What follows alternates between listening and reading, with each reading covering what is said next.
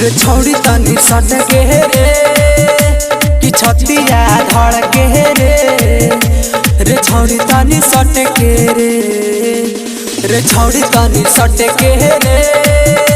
कि छतिया धड़के रे छौड़ी तनी सटके रे दिखाई कि तू ढीली कि मन जाता हिले रे दादा बाड़ी भल के रे छौड़ी तनी सटके रे छौड़ी तनी सटके रे कि छतिया धड़के रे छौड़ी तनी सटके रे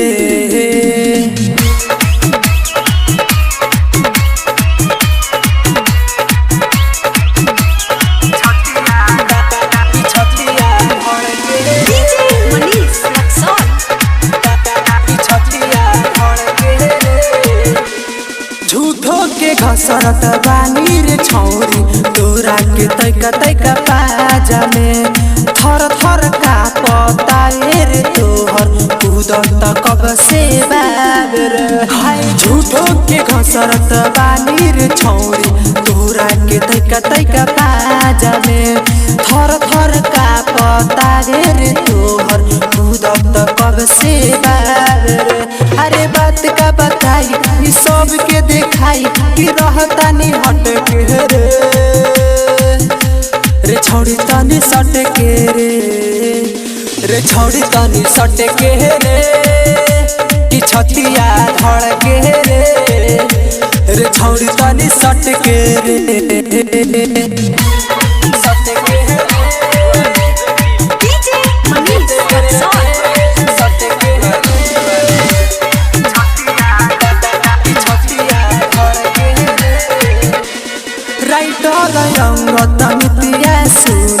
करेला वीडियो पाठ से डीजे मन जाए मानो जमाने सूरज देखी नया से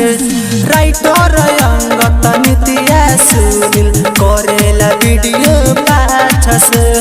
डीजे मन जाए मानो जमाने सूरज देखी नया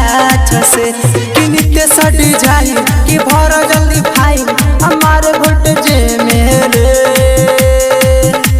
रे छौड़ी तनी सटके रे छौड़ी तनी सटके रे कि छतिया धड़के रे छौड़ी तनी सटके रे दिखाई कि तू ढीली कि मन जाता हिले रे दादा बाड़ी भल के रे छौड़ी तनी सटके रे छौड़ी तनी सटके रे कि छतिया धड़के रे छौड़ी तनी सटके रे